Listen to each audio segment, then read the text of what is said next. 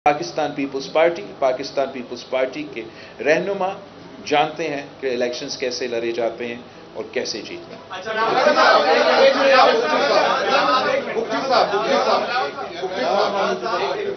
दौरे के मौके पर बहुत से लोगों ने पार्टी में शमूलियत इख्तियार की है। अब ऐसा इलेक्शन भी आ रहे हैं, तो आप क्या उन लोगों को तरजीह देंगे जो आप शामिल हुए, जो आपके पुराने वर्कर जिनने माशाल्लाह की सब्जियां खेली उसके बाद भी? देखो, जहाँ तक टिकट्स की बात है या पाकिस्तान पीपल्स पार्टी के इलेक्शंस की कैंडिडेट्स की बात है, हमारा पार्टी का एक तारीखी प्रोसेस है। हर इलेक्शन में हम बोर्ड बनाते हैं, बोर्ड बैठते हैं, हम हर कैंडिडेट को कंसिडर करते हैं।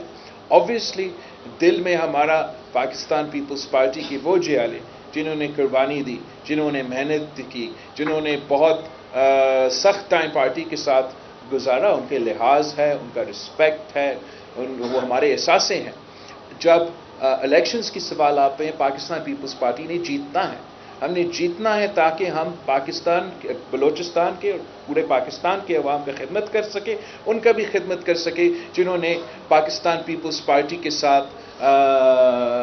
अपनी बुनियाद से लेके आखिरी वक्त से उन्होंने हमारे साथ दिया है।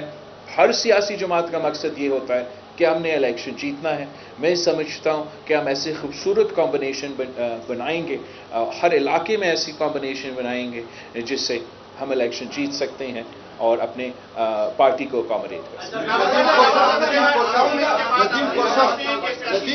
नदीम खोसा साहब कौन है? बिलावल साहब, ये आपने अपनी जलसे में भी कहा, कल मुख्तलिफ जगह पर भी आपने कहा कि नई तर्ज की सियासत होनी चाहिए। इसके अलावा आपने ये भी कहा कि मतलब मकामियत की सियासत होनी चाहिए, लेकिन आप अपने जलसे और उसमें पीटीआई को भी, नून लीग को भी और दीगर जमातों को भी निशाने पर दे रहे हो, तो इससे मकामियत की सियासत तो नहीं होनी, कोई ऐसा तरीका होना चाहिए कि आप मकामियत की सियासत की तरफ जा सको। भाई, एक तो बिल्कुल मैं समझता हूँ कि वक्त आ गया है कि हम एक नए सियासत पाकिस्तान में मुतरफ करें। ये जो तकसीम, नफरत और अना की सियासत, ज़ाती दुश्मनी पर पे जहाँ सियासत पहुँच चुका है, ये ना पाकिस्तान के लिए अच्छा है, ना पाकिस्तान के अवाम के लिए, ना हमारे सियासत के लिए। और मेरा ये हमेशा कोशिश रहा है कि हम मैंने कभी अपनी सियासत करते हुए ना तकसीम की सियासत की, ना नफरत की सियासत की, ना गालम गलोच की सियासत की। हम चाहते तो है कि हम सब के साथ मिल के काम करें। साथ साथ मैं इलेक्शन कैंपेन में हूँ। मैं तो इमरान खान वज़ीर आज़म का नारा या मियाँ साहब वज़ीर आज़म का नारा लगा के तो अपना इलेक्शन कैंपेन नहीं चलाऊँगा। भाई, ये मुझे नहीं पता, जियो का बहुत फिक्र है कि मैं जाके इलेक्शन कैंपेन में क्यों उनका लीडर के बारे में बात कर रहा हूँ। भाई, मेरा नज़रियाती इख्तिलाफात है, उनका अपना तारीख़ है, मेरा अपना तारीख़ है, और इलेक्शन के दौर में मैं अपना नज़रिया, अपना आइडियोलॉजी और अपना मंशूर पे चलूँगा। और मेरा मुतालबा है मियाँ साहब से भी कि वो इंतज़ामिया के बजाय अपना नज़रिया पे, अपना मंशूर पे इलेक्शन लड़े, वो वोट को इज़्ज़त दिलवाए, वोट का बेइज्जती ना करे। वो उसका बेहतरी होगा, उसमें मेरा बेहतरी होगा, उसमें मुल्क का बेहतरी होगा।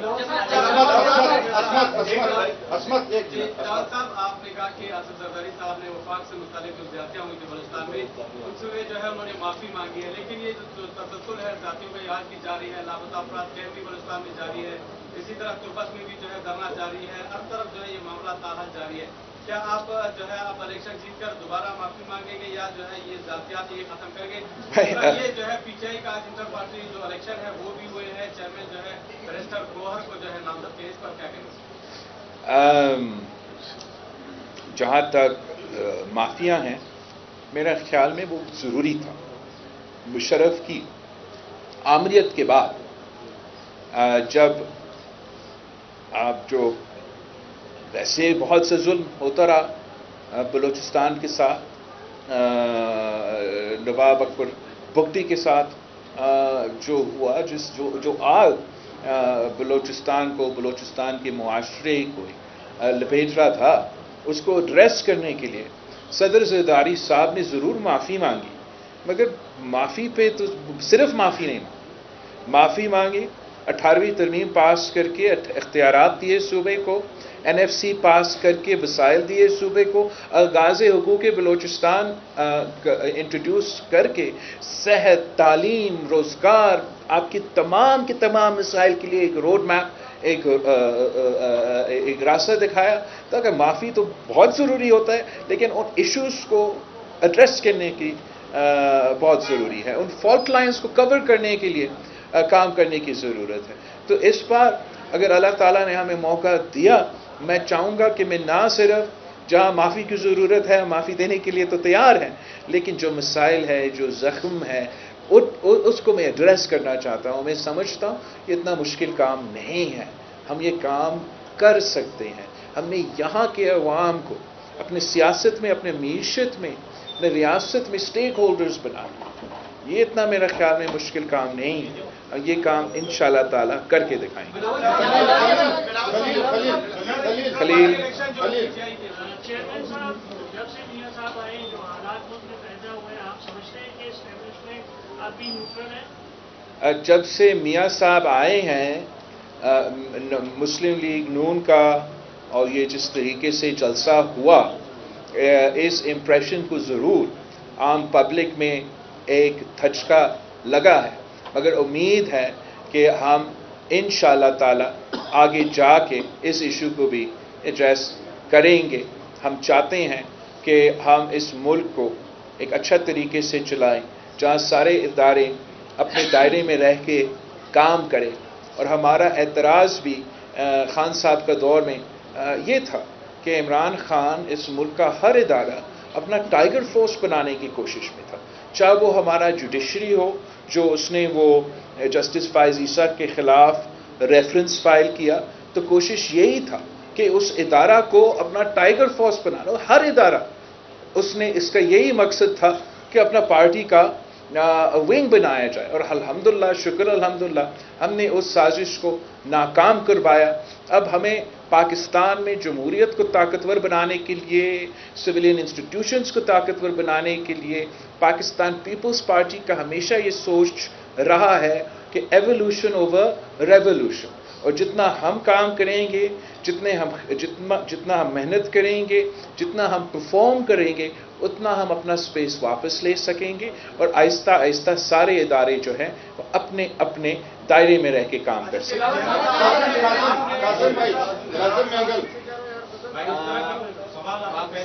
पाकिस्तान समेत जो तीसरी दुनिया के ममालिक है, उनमें जो असल मसाइल है वो एस्टेब्लिशमेंट की वजह से है। तो हमें देखते हैं कि एस्टेब्लिशमेंट एक पार्टी जो अपना कंधा पेश करता है, फिर मुखालिफ होते हैं, और फिर जब उसकी बारी खत्म हो जाती है फिर दूसरा कंधा पेश करता है।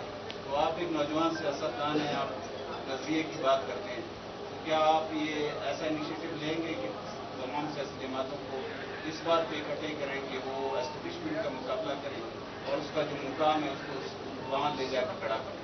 भाई, मैंने तो अब ये 3 नस्लों से हम ये जद्दोजहद कर रहे हैं, और पाकिस्तान की तारीख कुछ ऐसा है, आपने देखा है कि कोई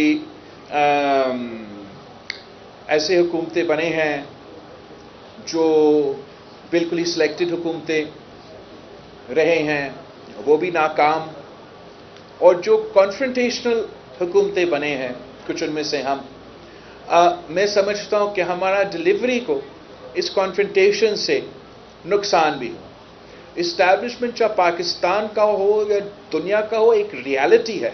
मैं एक नौजवान सियासतदान होते हुए मैं चाहता हूँ कि इस स्टेटस को इस तरीके से हम तब्दीली लेकर आए कि हम कॉन्फ्रंटेशनल सियासत के बजाय हम कंसेंसस की तरफ लेके जाएं, और सारे सियासी जमातों के दरमियान, सारे इंस्टीट्यूशंस के दरमियान एक कंसेंसस के मुताबिक फ़ैसले किए जाए, और वो कंसेंसस को फिर लॉन्ग टर्म हम उस पर अमल दरामद भी कर सकें।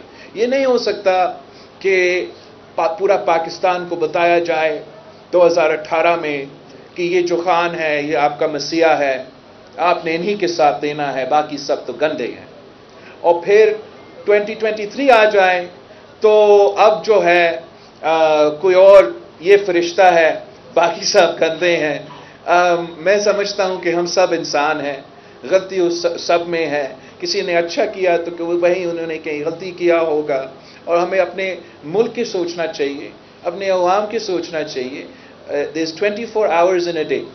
Now وہ 24 hours میں یہاں ہر کسی کے ساتھ لڑوں, کیا اس 24 hours میں اپنا سیاست کروں اور اپنے عوام کی خدمت کروں؟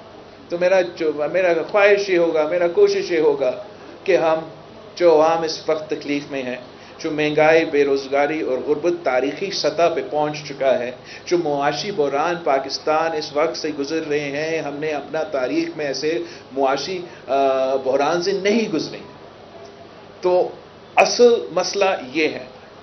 اس مسئلہ کو اگر ہم نے ایڈریس کرنا ہے تو آپ کو پاکستان پیپلز پارٹی کی حکومت بنانا پڑے گا. پاکستان پیپلز پارٹی وہ واحد جماعت ہے جو پورا وفاق کو, سارے اداروں کو, سارے سیاسی جماعتوں کو, سارے طبقے کو, ساری زبان بولنے والے کو, سارے علاقے کو ساتھ لے کے چل سکتے ہیں. خدا نہ خواستہ نون لیگ کا حکومت بنتا ہے تو وہ اپنا انتقام کی سیاست, اپنے ذاتی مفاد کی سیاست کے چکر میں میرا ملک اور میرا عوام کو نقصان پہنچائیں گے. خدا نہ خواستہ خان صاحب کی حکومت بنے تو وہ اپنا ذاتی مفاد, اپنا انتقام, اپنا وہ نفرت کی سیاست کرتے ہوئے اس میں میرے عوام اور ملک کو نقصان ہوگا. راستہ میرے سامنے ایک ہی نظر آ رہا ہے کہ یہ پرانا سیاست کے بجائے نیا طرز سیاست شروع کریں جو نیگیٹیوٹی کے بجائے پازیٹیوٹی پہ مبنی.